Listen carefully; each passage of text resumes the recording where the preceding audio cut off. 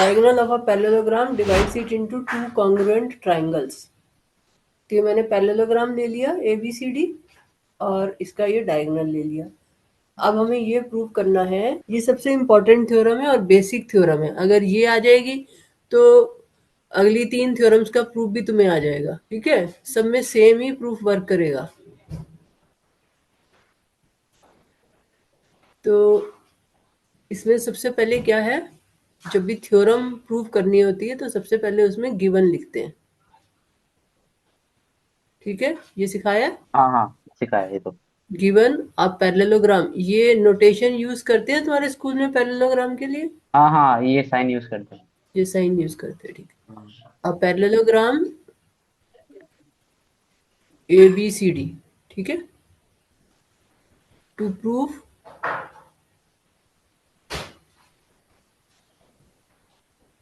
क्या करना है, ट्राइंगल ABD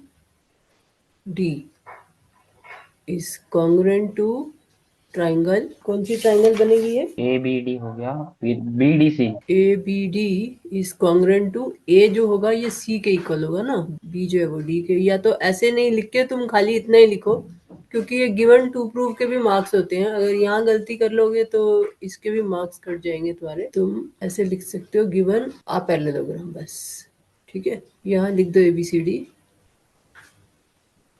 यहाँ लिख दो टू प्रूव में BD divides ABCD in two congruent triangles।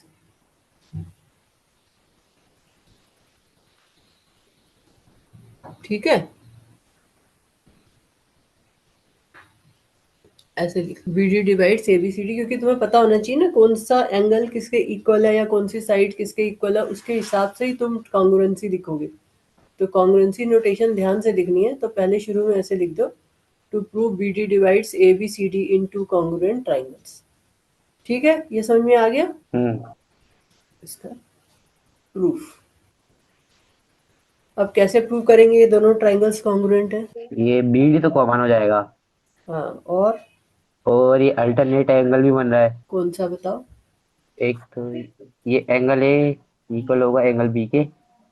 Angle A और एंगल बी कौन सा होगा? मतलब जेड बन रहा है ना। ऐसे बताओ, एंगल कौन सा एंगल इक्वल है? अच्छा, ऐसे BAD एंगल BA। BAD तो ये एंगल हो जाएगा। हाँ तो ये किसके इक्वल होगा? ऑल्टरनेट एंगल के लिए पहले क्या देखना पड़ेगा कि कौन सी दो पैरेलल लाइंस है और कौन सी ट्रांसवर्सल है। हाँ, तो AD कौन सी और BC पैरेललोग्राम में पैरेलल। कौन सी पैरेलल लाइंस है? AD और BC। AD और BC। तो सबसे पहले तो यहाँ लिखो AD पैरेलल टू BC। ठीक है, hmm hmm, AD parallel to BC है। हाँ। अब ट्रांसवर्सल कौन सी है यहाँ पर? BD। BD ट्रांसवर्सल है। ठीक है, तो अब हम्म, अल्टरनेट एंगल जो है ट्रांसवर्सल के हिसाब से देखोगे ना, तो हाँ। कौन से अल्टरनेट एंगल है यहाँ पे? अल्टरनेट। ये AD है और ये BC है। ठीक है, और ये ट्रांसवर्सल आ रही है, ये ट्रांसवर्सल आ रही है। तो कौन सा एंगल अल्टरनेट बनेगा? Angle D। हम्म, एंगल D। पूरा बोलो। एंगल डी एंगल ए तब बोलना है जब बीच में डायगोनल वगैरह नहीं है। अगर बीच में लाइन है तो अब एंगल डी तो ये वाला एंगल है, ये वाला एंगल है, कैसे समझ आएगा? हाँ। क्या? तो हम ये प्रूव कर रहे हैं कि ये दोनों ट्राइंगल्स जो हैं कॉन्ग्रुएंट हैं। ठीक है, ABD हम्म और CDB। तो इनको कॉन्ग्रुएंट प्रूव करने के लिए सबसे पहले हमें एक बात तो पता है कि ये BD जो है दोनों में कॉमन है। ठीक है, अब गौरव कह रहा है कि ऑल्टरनेट एंगल्स हम यूज कर लेते हैं। तो AD और BC पैरेलल हम्म है ना, और BD ट्रांसवर्सल है। तो ये जो एंगल होगा और ये जो एंगल होगा ये इक्वल होंगे। पैरेललोग्राम है तो AD पैरेलल टू BC होगी। पैरेललोग्राम में ऑपोजिट साइड्स पैरेलल होती हैं। हाँ हाँ। ठीक है, and BD is transversal. AD parallel to BC and BD is transversal. BD transversal नहीं भी लिखोगे तो भी ठीक है। ठीक है, वो तुम्हारी मर्जी है, वो तुम्हारी नॉलेज के लिए लिख रही हूँ मैं। ये नहीं भी लिखोगे ना BD इज ट्रांसवर्सल तो ये अंडरस्टूड है। तो इसको अगर ना समझ में आए कभी भी ऑल्टरनेट एंगल, तो ऐसे रफ में ड्रॉ करके देख लेते हैं। ऐसे ये ड्रॉ कर लिया, ऐसे दो लाइंस ड्रॉ कर ली, फिर ये ट्रांसवर्सल भी ड्रॉ कर ली, फिर देख लो कौन सा किसके इक्वल आ रहा है। ठीक है, समझ में आ गया गौरव? यस मैम, गौरव आ गया। क्लियर है ये? हाँ हाँ। तो ये रफ में ऐसे ड्रॉ करके देख लो और फिर उसके हिसाब से एंगल तुम्हें समझ में आ जाएगा कि ऑल्टरनेट एंगल या कॉरस्पॉन्डिंग एंगल जो भी हम यूज कर रहे हैं वो कौन सा बन रहा है। तो ये जो एंगल है ये इसके इक्वल हो गया। ठीक है, तो बी डी इज ट्रांसवर्सल, लिखना चाहो लिख लो अपने लिए। Therefore A D B equal to angle B D B C, sorry, angle D B C. और ठीक बी है, D common. B D common. ठीक है, तो एक तो बी डी कॉमन है, एक ये एंगल इक्वल है, तो भी ट्राइंगल को कॉन्ग्रुएंट करने के लिए और भी कुछ चाहिए ना, 3 चीजें चाहिए तुम्हें। हाँ, एक एंगल और ले लेते हैं। हाँ, और मतलब कौन सा एंगल? ए बी और डी सी पैरेलल पैरेलल है, हाँ, इससे भी ए अच्छा। बी और डी सी पैरेलल है, ठीक है। और फिर हाँ, बी डी इसका ट्रांसवर्सल है, बी डी ट्रांसवर्सल है, ठीक है। तो उससे कौन सा एंगल इक्वल आएगा? तो इससे आएगा B A D. B A D तो यहाँ बन रहा है, ये कहाँ से आ गया? इतने दिमाग लगा के करो ना, किताब देख के मत करो। ये तुम्हारे पास ऐसे 2 पैरेलल लाइंस है, ठीक है ना, अच्छा अच्छा। ए बी और डी सी, और ये ट्रांसवर्सल जा रही है, ये ए बी है और ये डी सी है, और ये ट्रांसवर्सल जा रही है बी डी। ठीक है, तो कौन सा एंगल इक्वल होगा? Angle A B D, A B D A B D, ये किसके इक्वल होगा? बीडीसी के। बी डी सी के। तो ये और ये एंगल इक्वल हुआ ना, ठीक है, तो ये ऑल्टरनेट एंगल हो गए। तो यहाँ पर क्या लिखेंगे? A B is parallel to D C. लिखना चाहो तो बी डी इज ट्रांसवर्सल लिख लो, वरना नहीं लिखोगे तो भी ठीक है। Therefore angle A B D equal to angle B D C. जो इम्पोर्टेंट चीज लिखने वाली है यहाँ पर वो होती है, मैंने कहा ना, ऐसे पैरेलल लाइंस बना के जैसे मैं दिखा रही हूँ, ऐसे देख के करोगे तो तुम कर पाओगे ठीक से। यहाँ पर लिखो ऑल्टरनेट एंगल्स, ये लिखना जरूरी है। इसी तरह से यहाँ पर ऑल्टरनेट एंगल्स। ठीक है, समझ में आ गया? तो दोनों केस में रीजन सेम ही है, ऑल्टरनेट एंगल्स बन रहे हैं। और यहाँ पर ऊपर बीच में ये लिख दो हम किसकी बात कर रहे हैं। In triangle A B D and triangle B D C, इन 2 ट्राइंगल्स की बात कर रहे हैं, ए बी डी और बी डी सी की। इन 2 ट्राइंगल्स में हमने ये 3 चीजें देखी, A D parallel to B C, तो इससे हमारे पास एक ही आ गया, A D B equal to D B C. Second आ गया A B D equal to B D C. और थर्ड कंडीशन आ जाएगी बी डी इज कॉमन, ये थर्ड कंडीशन होगी। तो फ्रॉम 1 to 3 दोनों ट्राइंगल्स कॉन्ग्रुएंट हो जाएंगी।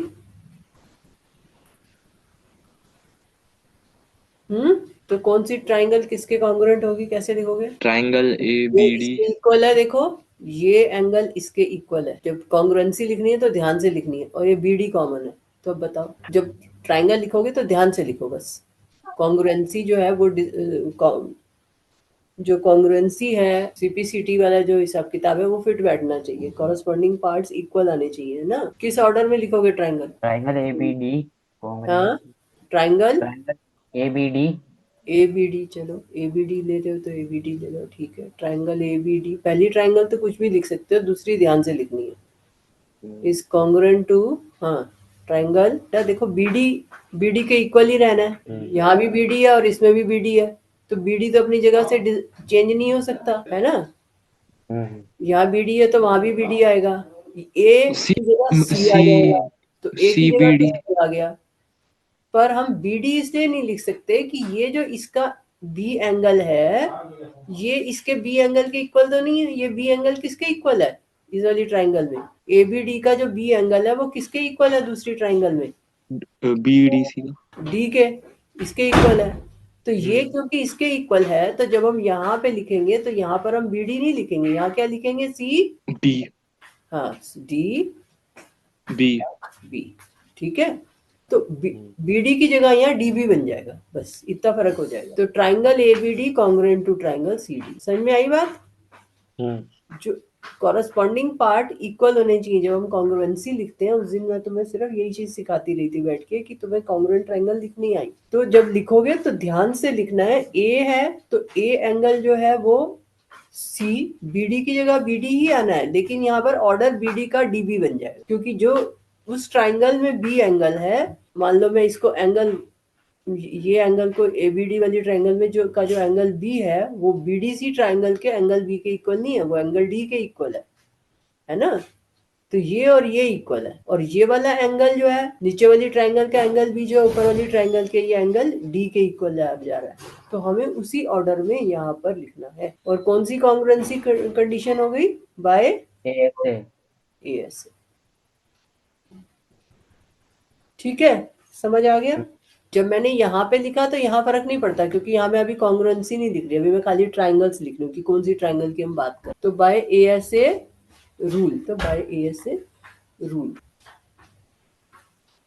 दूसरा एक तरीका ये भी हो सकता है लिखते वक्त ट्राइंगल का, तुम्हें पता है कि बी जो है वो डी के इक्वल है, तो बी इस पहली ट्राइंगल में आ जाएगा बी डी ए।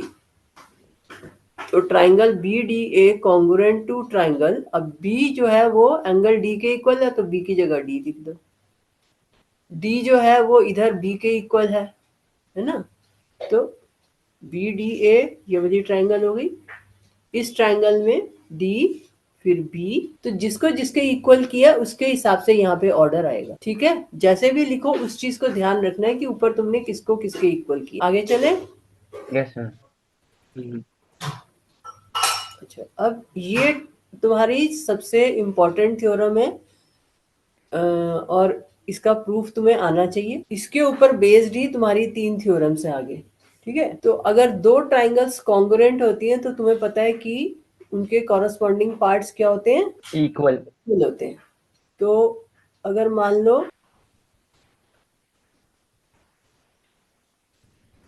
थ्योरम लिखो, इन अ पैरेललोग्राम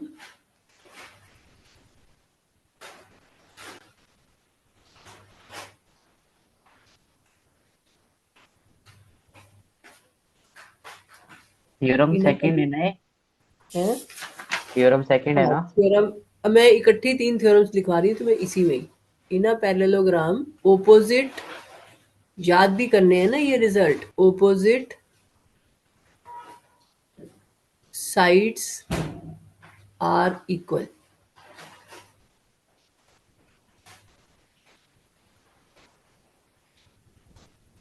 ठीक है, एक तो ये रिजल्ट है। सेकंड है ओपोजिट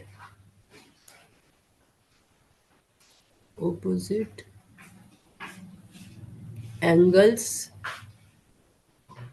आर इक्वल। और थर्ड है डायगोनल्स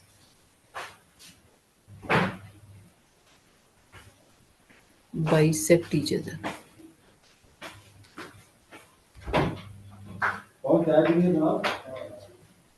ठीक है, डायगोनल्स बाइसेक्ट ईच अदर। ये 3 रिजल्ट हैं जो तुम्हें याद करने हैं एकदम। और अभी याद कर लो कि पैरेललोग्राम में जो ऑपोजिट साइड्स होती हैं, अभी तक तुम्हें क्या पता था ऑपोजिट साइड्स क्या होती हैं? पैरेललोग्राम की ऑपोजिट साइड्स क्या होती हैं? इक्वल हैं? इक्वल तो मैंने लिखा है इक्वल डेफिनेशन के हिसाब से। डेफिनेशन के हिसाब से पैरेललोग्राम की ऑपोजिट साइड्स क्या होती हैं? इक्वल होती है। अरे बेटा, ये तो रिजल्ट है कि इक्वल होती हैं। डेफिनेशन क्या है पैरेललोग्राम की? पैरेललोग्राम की क्या डेफिनेशन लिखवाई उस दिन लिखवाई थी पैरेललोग्राम की definition? A quadrilateral in which both pairs of opposite sides are parallel. तो फिर ये कौन याद करेगा? तो अब बेसिक डेफिनेशन क्या है कि ऑपोजिट साइड्स आर पैरेलल। अब हम नेक्स्ट जो चीज पढ़ रहे हैं वो ये है कि ऑपोजिट साइड्स इसकी इक्वल भी होती हैं। तो ये तुमको इसका प्रूफ पूछा जा सकता है कि ऑपोजिट साइड्स इक्वल होती हैं। फिर opposite angles are equal, opposite angles भी इक्वल होते हैं और डायगोनल्स बाइसेक्ट भी करते हैं। अब मैं तुम्हें कहूं कि ऑपोजिट साइड्स को इक्वल तुम्हें प्रूव करना है, ये वाला रिजल्ट तुम्हें प्रूव करना है फर्स्ट वाले पे। तो अब यहाँ पर हमने क्या प्रूव किया है कि जो पैरेललोग्राम है उसको डायगोनल कॉन्ग्रुएंट ट्राइंगल्स में डिवाइड करता है। फिर हमने ये प्रूव कर दिया कि triangle ABD congruent to triangle C. तो जब ये प्रूव कर दिया triangle ABD congruent to triangle CDB, तो यहाँ से तुम्हारे पास क्या रिजल्ट निकला, कुछ यहाँ से सोच सकते हो? तुम्हें ये पता है कि ये दो ट्राइंगल्स कॉन्ग्रुएंट है, ठीक है। तो मुझे ये बताओ कि ये दो ट्राइंगल्स कॉन्ग्रुएंट हैं, इससे हम कुछ कंक्लूड कर सकते हैं रिगार्डिंग ऑपोजिट साइड्स के पैरेललोग्राम की। ऑपोजिट साइड्स कौन सी हैं पैरेललोग्राम की?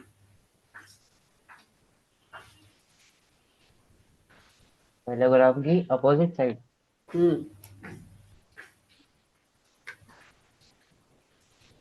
एडी और बीसी। एडी और बीसी। तो अब जब ये दोनों ट्राइंगल्स कॉन्ग्रुएंट हो गई तो इससे कुछ समझ में आया? हम तुम कह सकते हो कि एडी और बीसी इक्वल होगी। ये जब दो ट्राइंगल्स कॉन्ग्रुएंट होती हैं उसका मतलब क्या होता है? कॉन्ग्रुएंट ट्राइंगल्स का मतलब क्या होता है? इसकी साइड भी इक्वल होगी।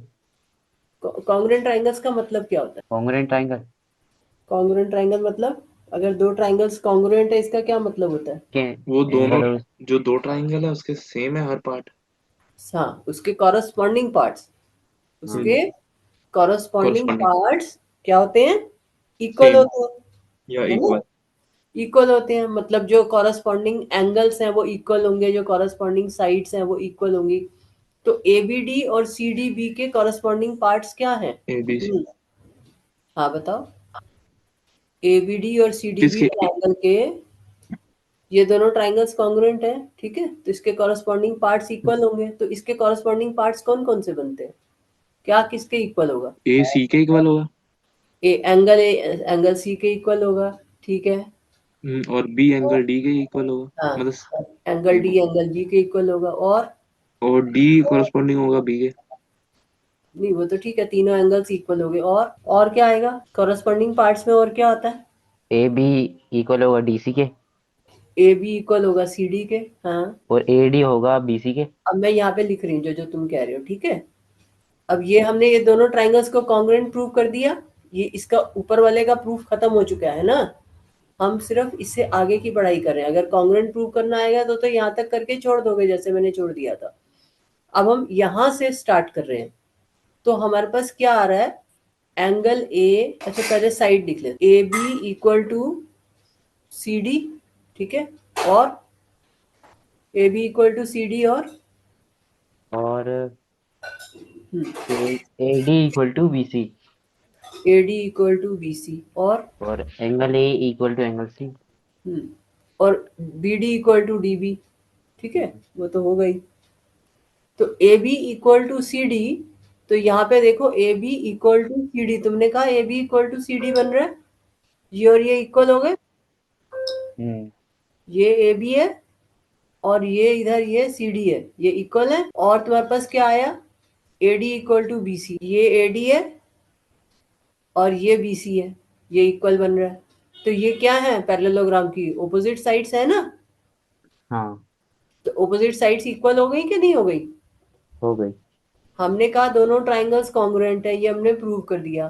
तो जब दोनों ट्राइंगल्स कॉन्ग्रुएंट हैं तो यहाँ से हमारे पास अपने आप आ गया ना A B equal to C D and A D equal to B C, ठीक है।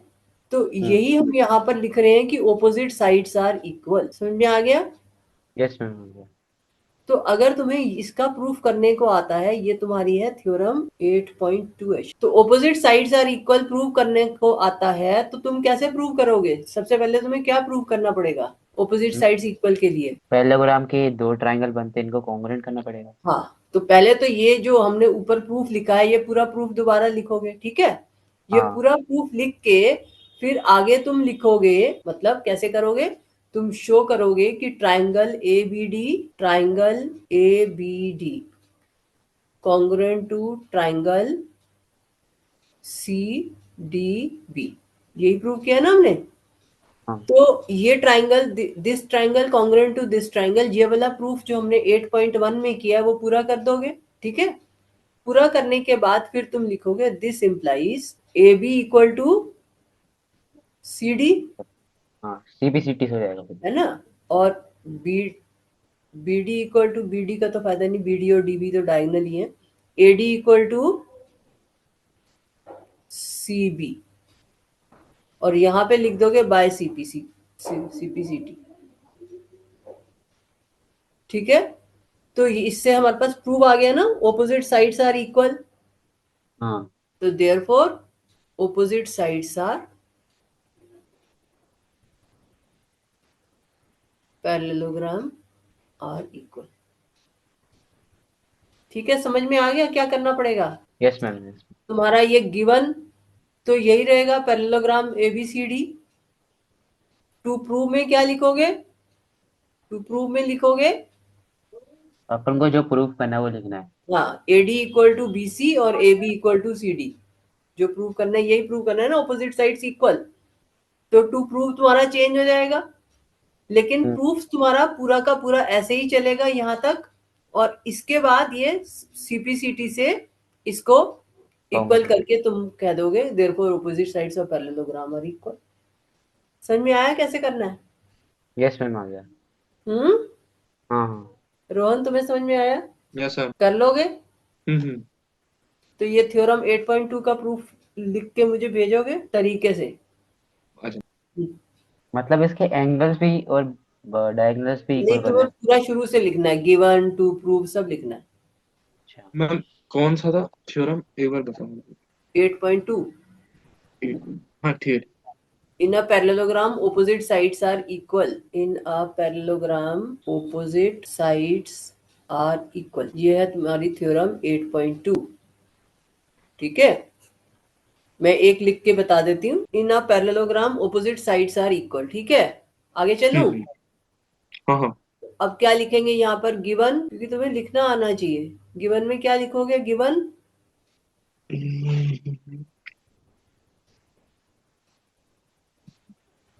गिवन में क्या लिखोगे? Parallelogram ABCD।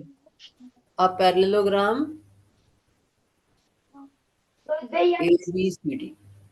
ठीक है, अब टू प्रूव में क्या लिखोगे?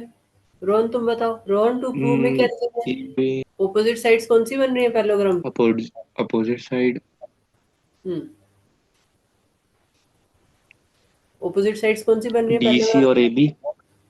अच्छा बीसी। मतलब एडी और बीसी। तो to prove AD equal to BC and और एबी और डीसी।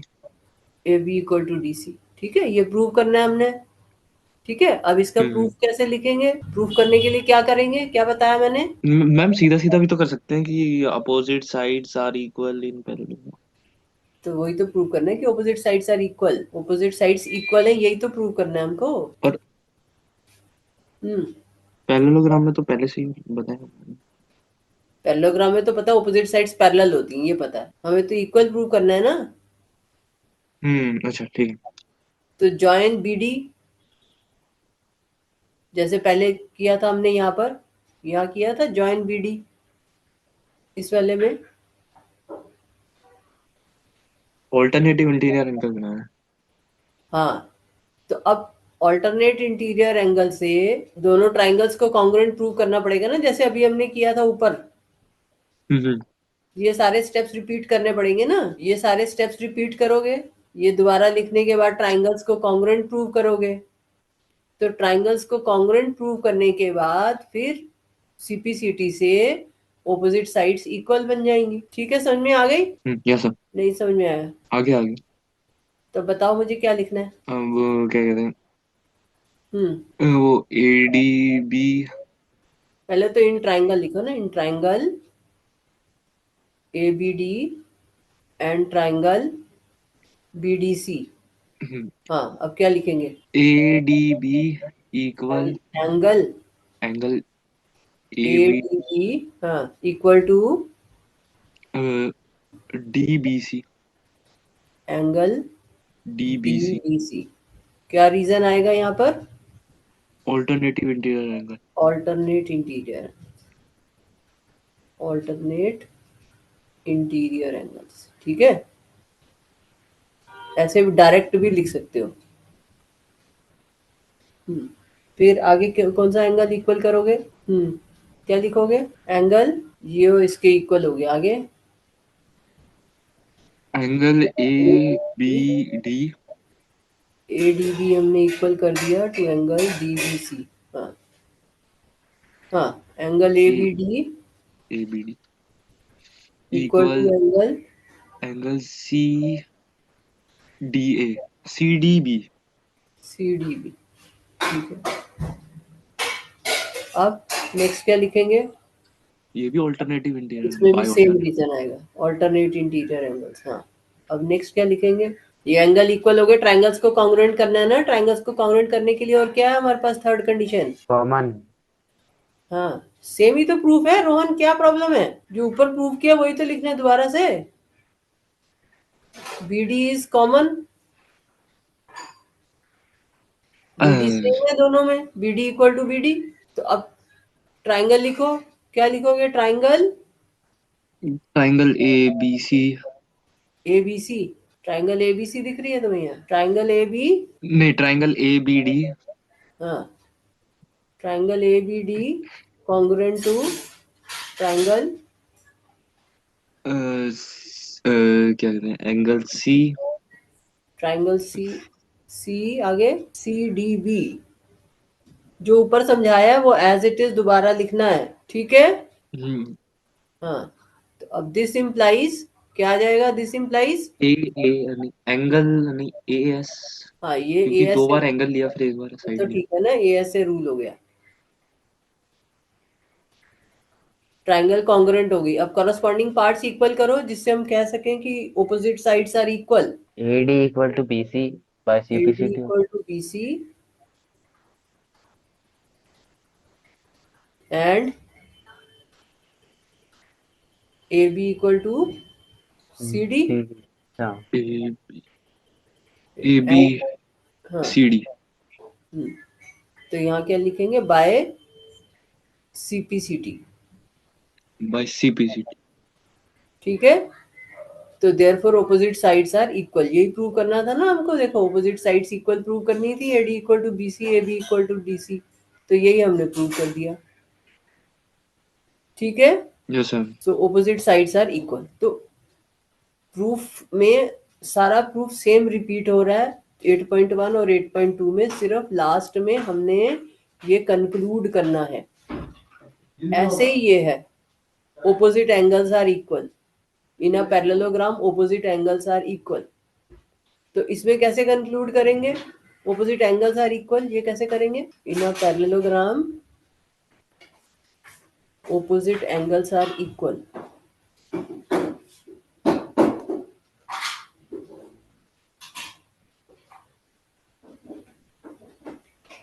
हाँ, अब कैसे प्रूव करेंगे?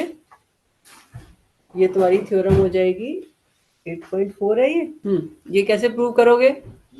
Opposite angles are equal. ये भी वैसे ही होगा। हाँ, तो अगर हम ये दोनों ट्राइंगल्स को कॉन्ग्रुएंट प्रूव कर देंगे जैसे हमने यहाँ पर किया है, तो हमारे पास कौन सा एंगल किसके इक्वल आएगा? एंगल एंगल हाँ, A equal to angle C, B angle equal A equal to angle C, ठीक है ना। तो angle to A equal to angle C तो आ गया। अब angle B equal to angle D कैसे प्रूव करेंगे? B equal to C D D sorry. Angle B equal to angle D भी तो प्रूव करना है, उसके लिए हाँ, क्या लिखोगे? इसके इनके दो ट्रायंगल कॉन्ग्रुएंट करेंगे। कॉन्ग्रुएंट तो कर दिए हमने ट्राइंगल्स, दोनों को कॉन्ग्रुएंट करने के बाद हमारे पास आ गया ए इक्वल टू सी, ठीक है ना। हाँ, जैसे मैंने यहाँ लिखा है बाय सीपीसीटी, ऐसे ही यहाँ पर बाय सीपीसीटी में लिख दूंगी angle A equal to angle C. A D equal to B C ना लिख के angle A equal to angle C लिख दूंगी, ठीक है ना। तो ए और सी तो इक्वल आ गया। अब बी और डी के लिए क्या लिखे, कैसे लिखोगे? बी और डी इक्वल बन रहे हैं? पहले तो ये बताओ, फिगर देख के बताओ, बी और डी इक्वल बन रहा है? कुछ लॉजिक सोचो ना बेटा, अपना थोड़ा तो दिमाग लगाओ कि बी और डी को कैसे जस्टिफाई करोगे कि वो इक्वल है। पहले बोलो। मतलब इसके बी और डी को इक्वल करने के लिए इसके डायगोनल्स को इक्वल करना पड़ेगा। डायगोनल्स को इक्वल क्यों करना? कौन से डायगोनल्स?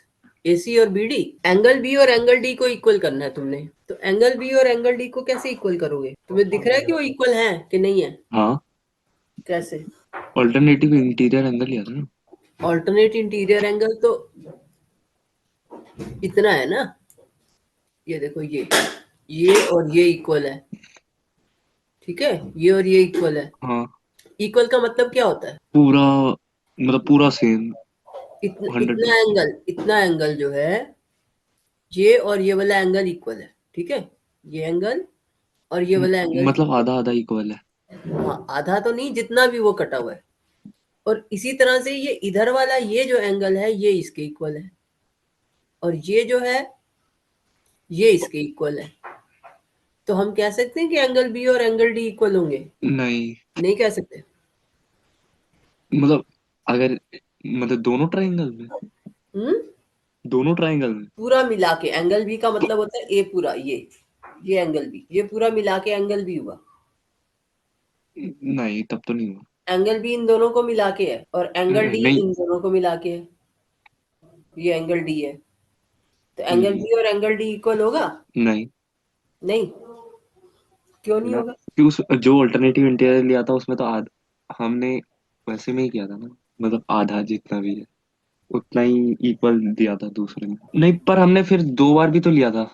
हाँ पूरा है, तो बताओ फिर, इक्वल है। लॉजिक बताओ मुझे। गौरव समझ में आया? नहीं। नहीं। अच्छा, ये एंगल बी अप्रोक्सीमेटली कितना होगा इन टर्म्स ऑफ मेजरमेंट? कितना होगा करीब? ये जो टोटल एंगल है एंगल बी, ये कितना होगा तुम्हारे हिसाब से? क्योंकि एंगल 90 डिग्री। है 90। 90। 90 से तो बड़ा है बेटा, 90 तो सीधा होता, पर जो स्ट्रेट होती लाइन ये वाली ए बी बिल्कुल परपेंडिकुलर होती तो 90 है। 90 से थोड़ा ज्यादा है ना, लेफ्ट में जा रहा है ना, बीसी इसके बिल्कुल परपेंडिकुलर तो स्ट्रेट आती ना लाइन इसके ऊपर, तो ये 90 से थोड़ा ज्यादा है ना। मान लो ये 110 है, ठीक है, तो 110 डिग्री है एंगल, ठीक है। अब इसमें से मान लो इतना जो है, ये मान लो 60 है, ठीक है, और ये जो इतना इधर का है ये मान लो 50 है। अब हम ये कह रहे हैं, ये बताओ कि ये जो एंगल है ये कितना होगा? एंगल BDC कितना होगा? ये वाला अगर 60 है तो एंगल BDC कितना होगा? एंगल ABD और एंगल BDC में क्या रिलेशनशिप है? ये एंगल और ये एंगल क्या है? Equal equal. तो इक्वल का क्या मतलब होता है? जब ये 60 डिग्री है तो ये कितने डिग्री होगा? 60 होगा। जब तुमको पता है ये इक्वल हैं और मैं कह रही हूँ ये एंगल 60 डिग्री है, तो BDC कितना हुआ? 60 डिग्री हुआ क्या नहीं हुआ? अब ये वाला एंगल 50 डिग्री है, इधर वाला DBC, तो ये कितना होगा? ये वो भी 50 होगा। वो 50 होगा, क्योंकि वो इसके इक्वल है, ऑल्टरनेट एंगल है। तो इधर वाला इसके इक्वल है, इधर वाला इसके इक्वल है, तो टोटल एंगल बी 110 डिग्री है, तो टोटल एंगल डी कितना हुआ? 110। 110। 110। तो फिर तुम्हें इतनी सी बात क्यों नहीं समझ में आ रही थी? जब ये एंगल ABD जो है BDC के इक्वल है, ये दोनों इक्वल है। अब तो मैंने वैल्यू लिख दी, जो वैल्यू नहीं लिखी हुई थी, हम ये तो कह रहे हैं ना कि ये इसके इक्वल है, और हम ये भी कह रहे हैं कि ये इधर वाला इसके इक्वल है।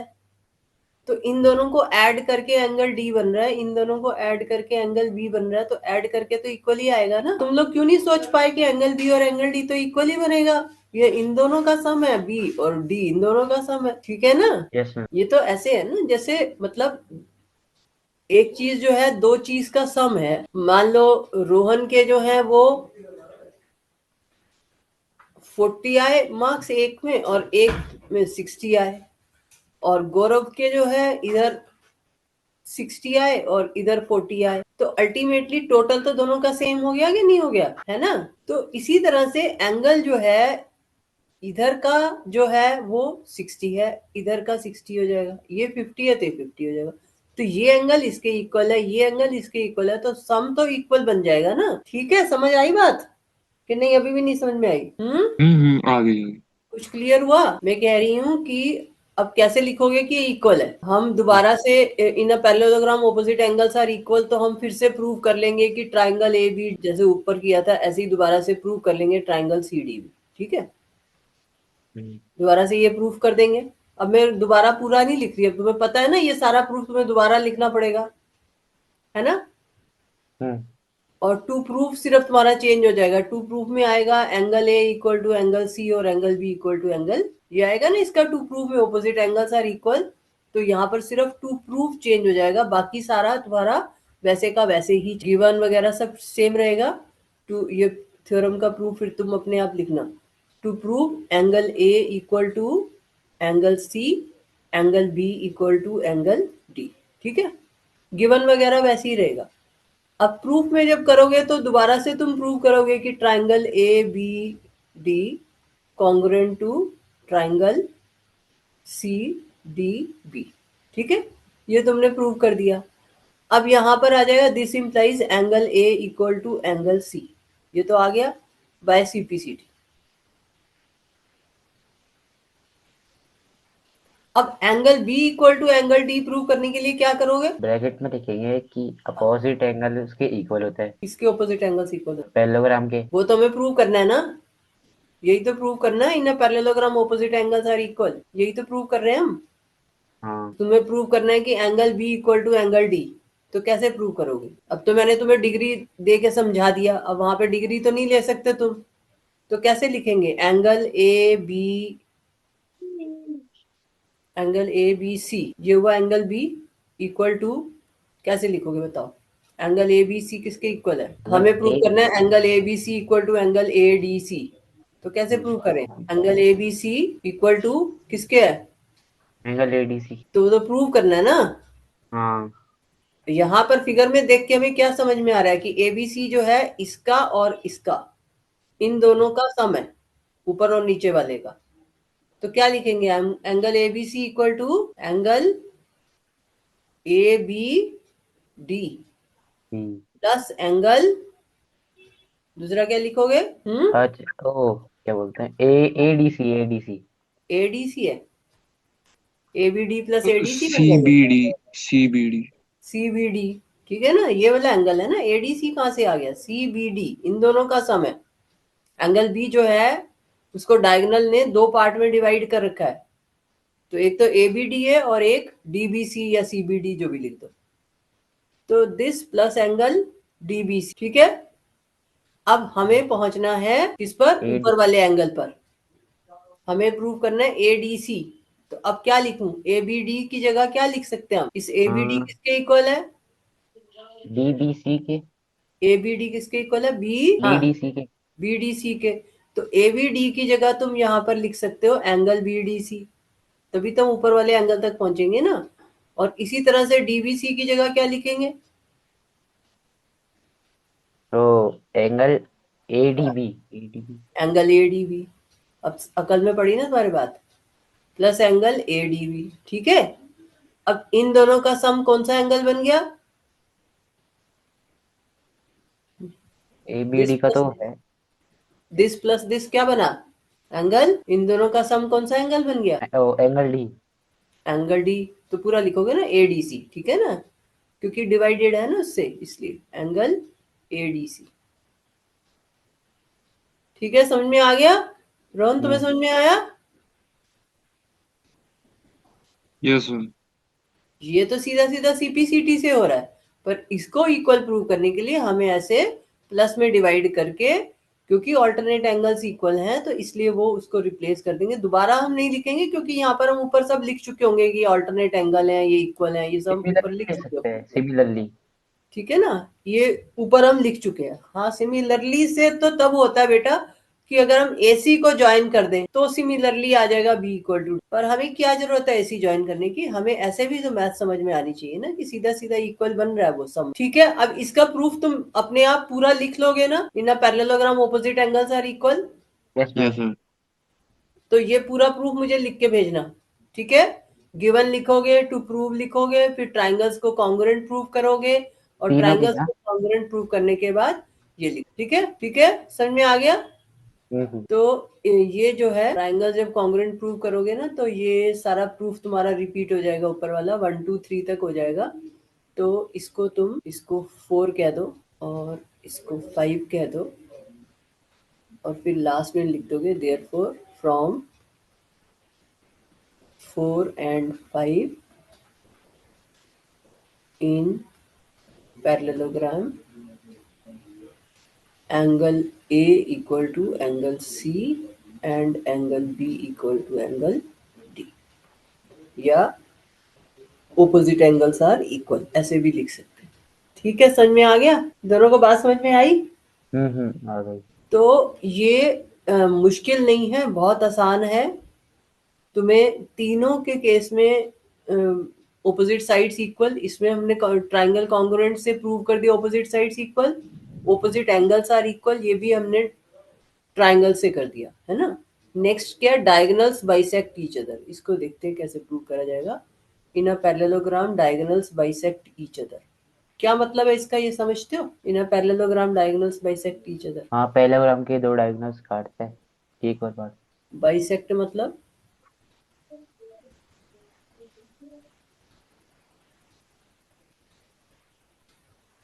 बाइसेक्ट का मतलब क्या होता काटना। काटना। है? काटना। काटना दो इक्वल पार्ट में इक्वल पार्ट्स में, हाँ, किसी रोहन चीज। में सिर्फ काटना नहीं होता, इक्वल पार्ट्स में काटना, है ना। हम्म, बाइसेक्ट ईच अदर।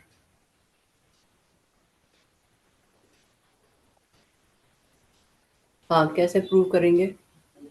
सोचो, सोच के बताओ मुझे। दोनों डायगोनल्स ड्रॉ कर दो, हमें प्रूव ये करना है कि डायगोनल्स बाइसेक्ट ईच। तो अब हमें क्या गिवन है यहाँ पर, गिवन क्या चीज है?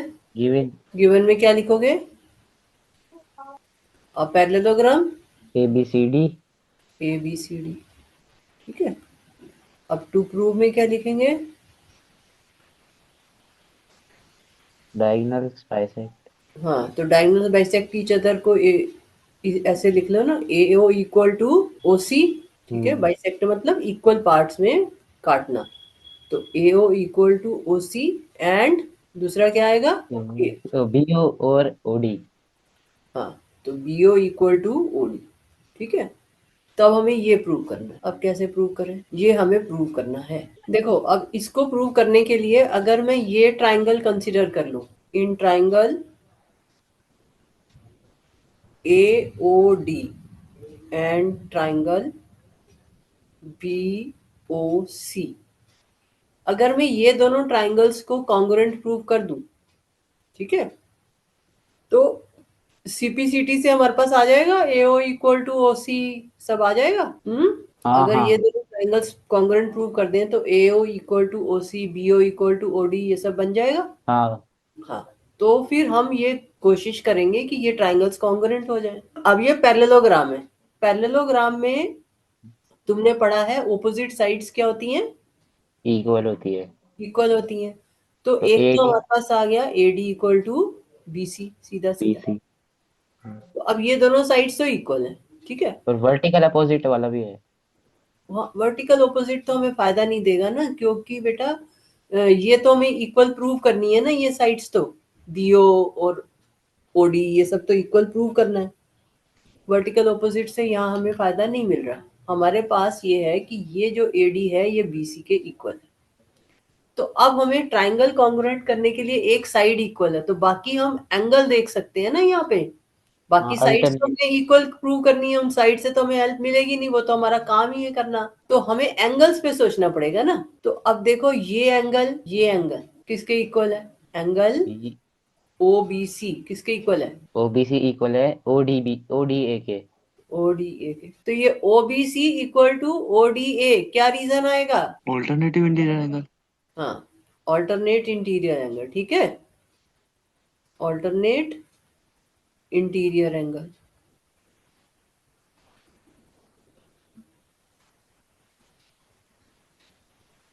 अच्छा, और बताओ, और क्या इक्वल आ रहा है? और कौन सा एंगल इक्वल बन रहा है? Angle C। सॉरी। हाँ, सी OCB OCB, इक्वल है OAD के। Angle OCB। रोहन तुम बताओ, एंगल OCB इक्वल टू किसके बन रहा है? Angle O A D. Angle OAD, ठीक है। और सेम रीजन आ जाएगा। देखो, सिमिलर प्रूफ है सबका, बस सिर्फ यहाँ हमने ट्राइंगल चेंज कर दिए हैं। तो ये इसके इक्वल है। और AD इक्वल टू BC, यहाँ पर भी रीजन लिखोगे, क्या लिखोगे? ये जो AD equal to BC alternative. है, ऑल्टरनेटिव इंडियन नहीं, ये तो ठीक है, ऑल्टरनेट इंटीरियर एंगल ऊपर फर्स्ट वाला जो हमने लिखा AD इक्वल टू BC, क्या पहले लिखेंगे? Opposite sides are equal. Opposite sides किसकी? पैरेललोग्राम की। पैरेललोग्राम की। हाँ, तो और parallel opposite sides of a parallelogram are equal.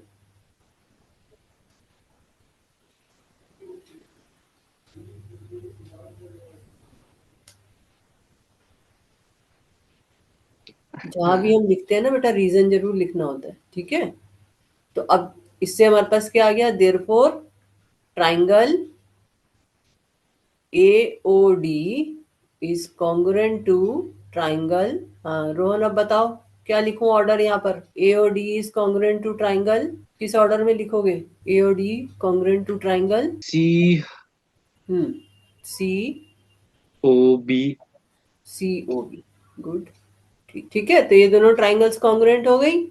तो ट्राइंगल कॉन्ग्रुएंट है तो कॉरस्पॉन्डिंग पार्ट्स इक्वल होंगे। तो ए क्या आ से जाएगा हमारे पास? दिस इंप्लाइज, हाँ क्या लिखोगे रोहन? मतलब SAA कॉन्ग्रुएंट। ए ऐसे रूल बाय पर हमने तो साइड एस एंगल एंगल लिया था ना, मतलब जो भी है बनेगा तो वो।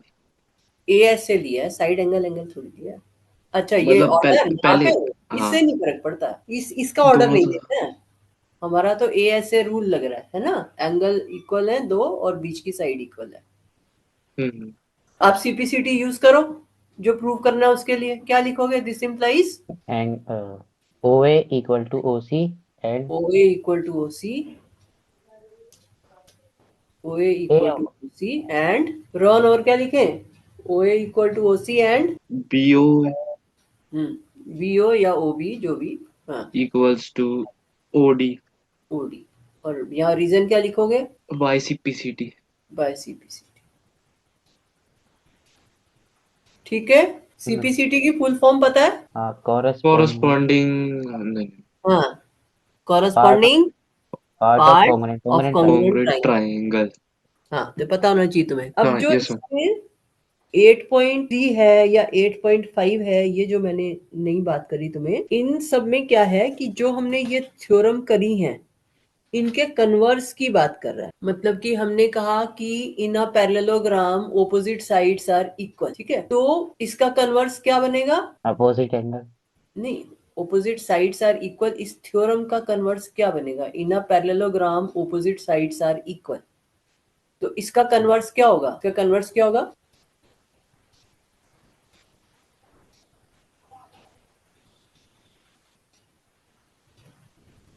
हम कह रहे हैं कि एक पैरेललोग्राम में ऑपोजिट साइड्स इक्वल होती हैं, तो इसका कन्वर्स क्या होगा? कन्वर्स का मतलब होता है जो गिवन है वो टू प्रूव बन जाता है, जो टू प्रूव है वो गिवन हो जाता है। If each pair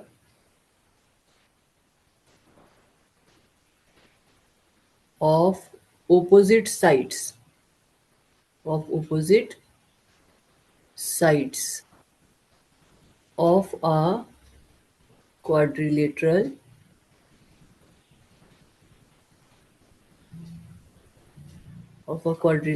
are equal, ठीक है? यही मैं लिख रही थी ना कि in a quadrilateral if opposite sides are equal, या if each pair of opposite sides of a quadrilateral are equal, then it is a parallelogram. समझ में आया कन्वर्स क्या होता है? पहले हमें पैरेललोग्राम गिवन था और हम कह रहे थे ऑपोजिट साइड्स इक्वल होंगी। अब कन्वर्स में क्या होगा? अगर ऑपोजिट साइड्स इक्वल हैं क्वाड्रिलेटरल की, तो वो एक पैरेललोग्राम होगा, ठीक है? समझ में आई बात के नहीं? पहले तो इतना बताओ, इतनी बात समझ में आई? मतलब जो गिवन में उसको प्रूव मतलब कन्वर्स में हाँ प्रूव करना होता है। हाँ, जो गिवन है वो प्रूफ बन जाता है, जो हमने प्रूव किया था वो गिवन हो जाता है। तो ये अब हमारे पास एक क्वाड्रिलेटरल है, हमें नहीं पता ये पैरेललोग्राम है कि नहीं है, ठीक है? एक ये क्वाड्रिलेटरल, अब हमें ये क्वाड्रिलेटरल दे रखा है ABCD।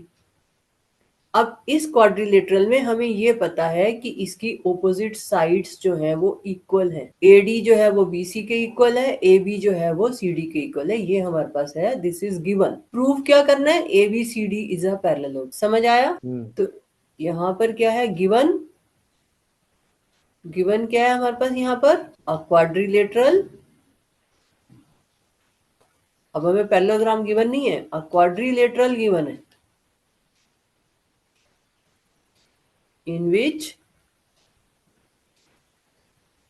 quadrilateral ABCD लिख लो, quadrilateral ABCD in which AD equal to BC and AB equal to CD, ये हमें गिवन है। और टू प्रूव क्या करना है? Parallelogram. ABCD is a parallelogram।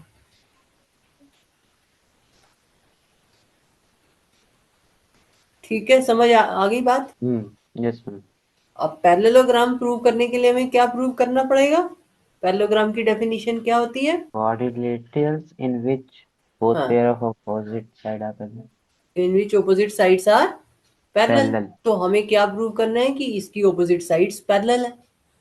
अब दो लाइंस को पैरेलल प्रूव करने के लिए हम कैसे प्रूव कर सकते हैं कि दो लाइंस पैरेलल हैं? कैसे प्रूव करते हैं मैथ्स में? तुमने पैरेलल लाइंस पढ़ा था, तो दो लाइंस को पैरेलल कैसे प्रूव करते हैं बताओ? ज्योमेट्रिकली कैसे प्रूव करते हैं? किस रिजल्ट से हम कह सकते हैं? तुमने लाइंस का चैप्टर पढ़ा था, तो वहां पर तुमने पढ़ा था ना कि लाइंस पैरेलल हैं, कैसे कंक्लूड करते थे? हमें तो ये प्रूव करना है ना, ऑपोजिट साइड्स पैरेलल हैं, एडी पैरेलल टू बीसी है, यही तो प्रूव करना है। ABCD is a parallelogram, that is AD parallel to BC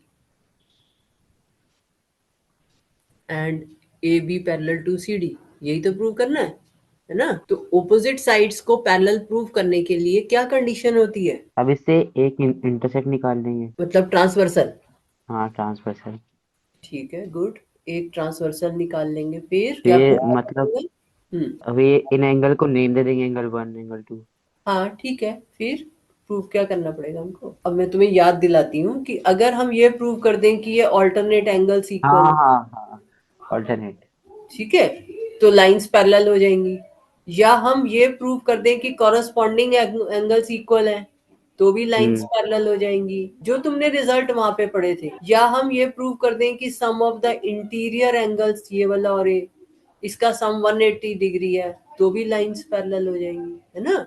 तो वर्टिकल लाइंस अपोज। को पैरेलल करने की अलग अलग कंडीशंस है ना। जब लाइंस पैरेलल होती हैं तो सारे रिजल्ट ट्रू होते हैं। अब इन रिजल्ट में से कोई भी एक रिजल्ट अगर हम इक्वल कर देते हैं, प्रूव कर देते हैं, तो हमारे पास आ जाता है कि लाइंस पैरेलल है।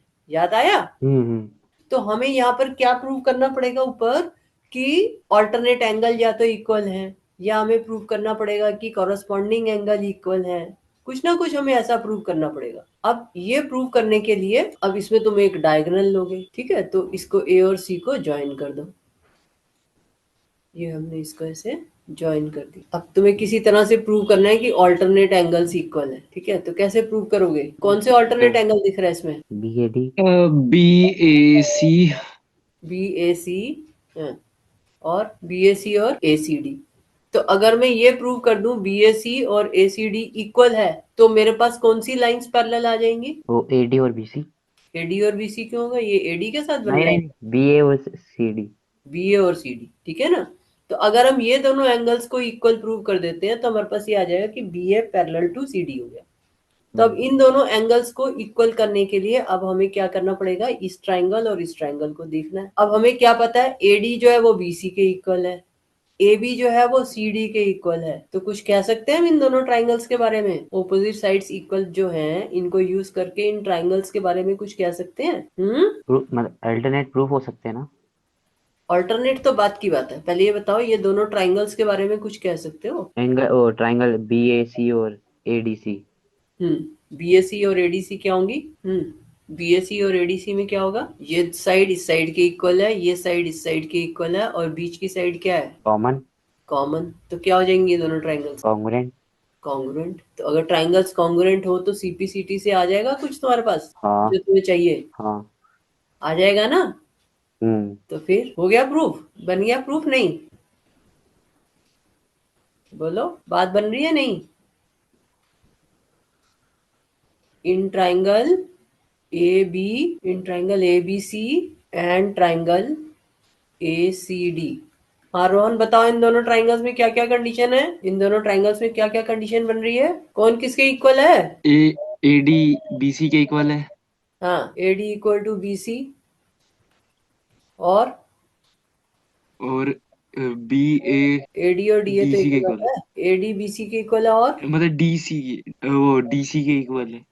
कौन? बी ए डी सी के इक्वल है ना। एडी इक्वल टू बीसी और डी सी और बी ए हाँ, तो डीसी और बीए इक्वल है। क्या रीजन लिखोगे? By C P C. भाई सीपीसीटी कहाँ से आ गया? अभी तुमने ट्राइंगल्स कंसीडर किए हैं, नहीं कोई नहीं प्रूव करिए। एडी बीसी के इक्वल है, डीसी एबी के इक्वल है। क्यों इक्वल है? वो क्या कहते हैं, क्योंकि वो है पैरेलल लाइन। पैरेलल है। हाँ पैरेलल है।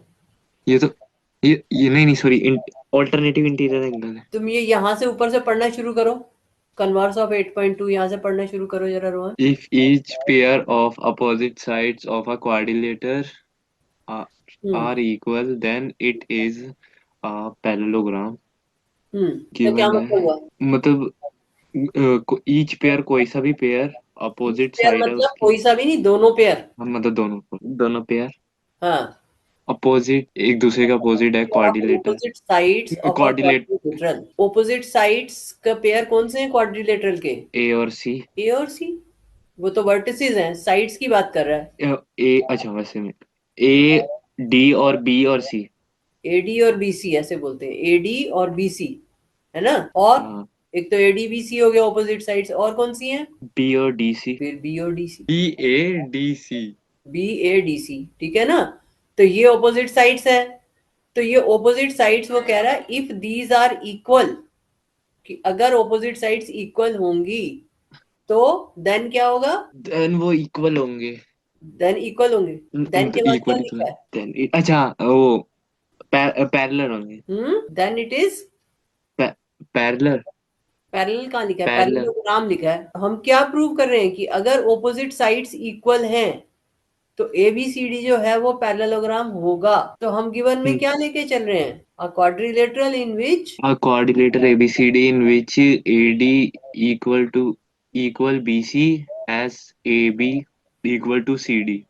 तो ये तो हमें गिवन था ना, AD equal to BC and AB equal to CD. Opposite sides equal हमें गिवन है, हम प्रूव कर रहे हैं कि ये पैरेललोग्राम है, ठीक है? ट्राइंगल एबीसी एंड अच्छा ठीक ट्राइंगल एसीडी, मैंने लिखा एडी इक्वल टू है। BC equal to AB. तो क्या लिखोगे यहाँ पर? रीजन क्या है?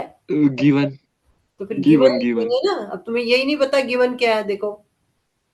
तो अच्छा, अब एडी इक्वल टू बीसी और एबी इक्वल टू सीडी हो गया। अब और थर्ड कंडीशन क्या है? कॉमन। हाँ, क्या लिखूं? अच्छा थर्ड कंडीशन है हाँ, AC equal to AC common. Equal to AC common. तो अब ट्राइंगल्स कॉन्ग्रुएंट हो गई, तो दिस इंप्लाइज हो गया। Triangle A B C congruent to triangle, क्या लिखोगे Rohan? Triangle A B C congruent to ADC। A B किसके इक्वल है? ए बी ए डी के इक्वल है। BC नीचे ABC लिखा है ना नीचे। ए बी सी लिखा है तो इधर ए बी किसके इक्वल है? यहाँ इस ट्राइंगल में क्या लिखेंगे? अच्छा CDA। तो ट्राइंगल सी डी ए। और रीजन क्या लिखोगे यहाँ पर? कौन सा रूल? SSS।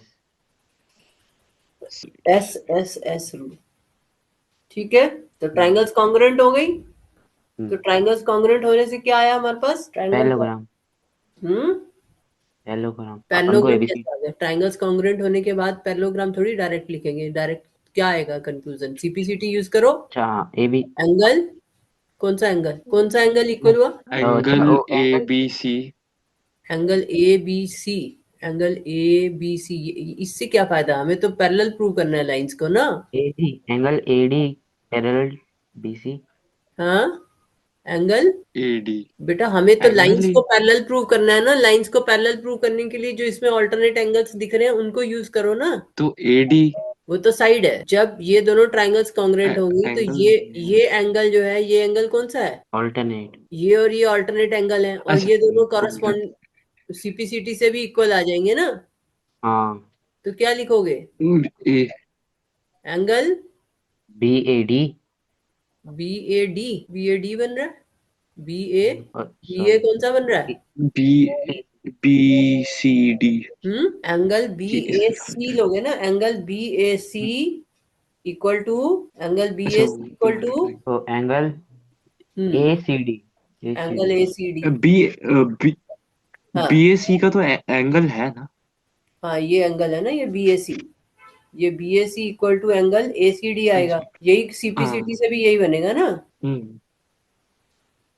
ये यहाँ पर सी बीच में है, यहाँ पर ए बीच में है, तो ये देखो ये ए और ये सी, तो angle B A C equal to angle A C D, तो इससे कौन सी लाइंस पैरेलल आई? दिस इम्प्लाइज तो एंगल एडी पैरेलल बीसी, एक ये एडी, वाली। तो एडी के साथ तो नहीं बन रही है angle, angle B A C किसके साथ बना है? तो सॉरी, ए बी के, A C D. B A B है। बी ए या ए बी, एक ही बात है। हाँ, ए बी पैरेलल टू, तो सी डी सी डी। तो A B parallel to B C, ठीक है। और इसको पैरेलल करने के लिए, एडी और बीसी को पैरेलल करने के लिए कौन सा एंगल यूज होगा? एडी के साथ कौन सा एंगल बन रहा है? ए अच्छा, एडी के साथ हम्म वही अल्टरनेट वाला। हाँ, तो ये कौन सा एंगल है? ये एंगल है ना, हाँ ये और ये एंगल है, तो ये भी सीबीसीटी से इक्वल आ जाएंगे। हाँ। तो ये लिखोगे तब कह सकते हो कि AD parallel to BC, angle C A D, angle C A D equal to, angle C A D equal to कौन सा A angle? C, A C D, angle C A, नहीं, A C B, A C B, A C B. A C B, A C B. This implies, क्या parallel आ गया, क्या लिखोगे? This implies A D parallel to B C, ठीक है। तो यहां पर भी रीजन लिखोगे, alternate angles equal.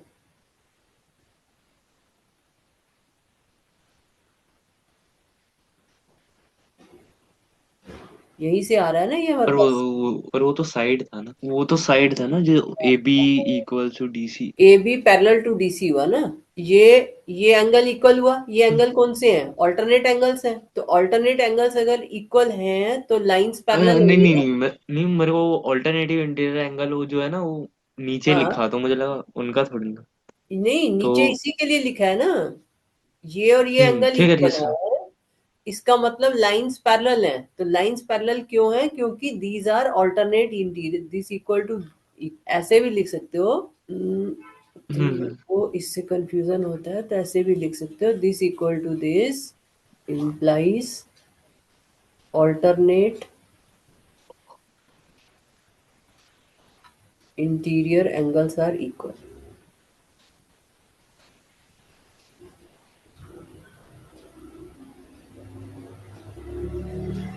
This implies AD, AD है, क्या बन रहा है? AD नहीं है, AB है, AB parallel to DC, AB parallel to DC। इसी तरह से CAD also, CAD equal to ACB, this implies AD parallel to BC। तो यहाँ भी रीजन यही है, this equal to this और alternate interior angles, same reason है।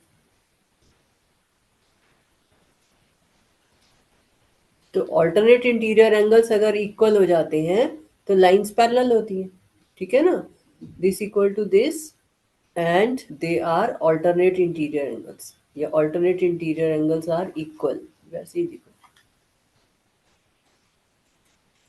एक ही तरीके से लिखो। This implies alternate interior angles are equal.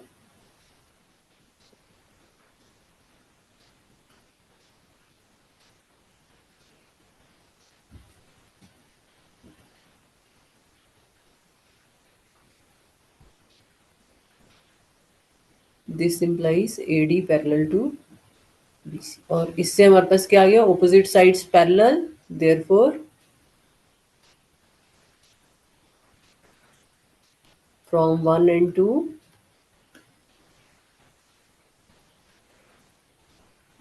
ABCD is a parallelogram। ठीक है, समझ आ गया? Yes ma'am. दोनों को समझ में आ गई बात? हम्म।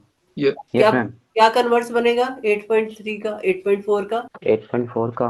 ये 8.4 है। In a parallelogram opposite angles are equal, तो इसका कन्वर्स क्या बनेगा? तो अपन को इसकी साइड प्रूफ करनी फिर। नहीं, कन्वर्स क्या लिखोगे? पहले स्टेटमेंट क्या लिखोगे? In a parallelogram opposite angles are equal, तो इसका कन्वर्स क्या लिखोगे?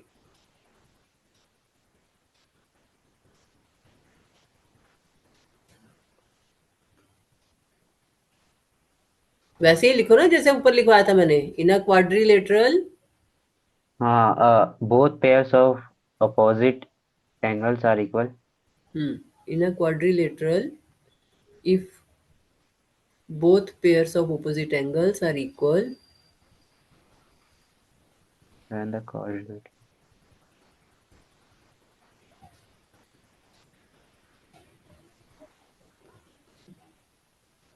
हाँ, then The quadrilateral is a parallelogram. हाँ, then the quadrilateral is a parallelogram. हम्म,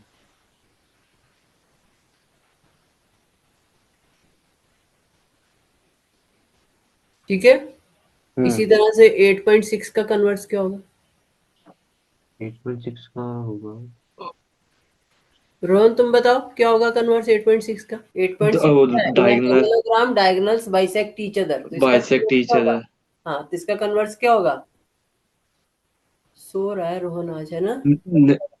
हाँ, मेरे को समझ मतलब कन्वर्सेशन कन्वर्स में बोलना है, बताना कन्वर्स कैसे। मतलब उल्टा, मैंने सिखाया था ना जब 8.2 का कन्वर्स लिख रही थी, तो तुम, कन्वर्स का मतलब होता है जो गिवन है वो टू प्रूव बन जाता है, और जो प्रूव करना है वो गिवन हो जाता है। तो 8.6 में गिवन क्या था? पैरेललोग्राम, और उसका रिजल्ट क्या था? डायगोनल बाइसेक्ट करते हैं एक दूसरे को। अब इसका उल्टा क्या होगा? अगर डायगोनल बाइसेक्ट करते हैं तो वो क्वाड्रिलेटरल क्या हो जाएगा? Parallelogram. If the diagonals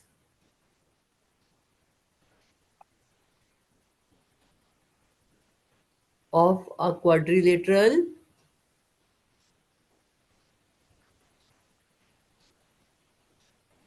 bisect each other,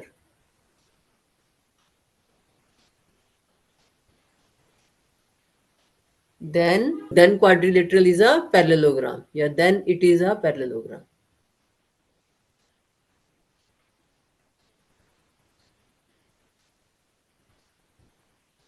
ठीक है, तो अब यस तुमने मैम। आज मोटा मोटा 6 थ्योरम्स हमने डिस्कस करी हैं।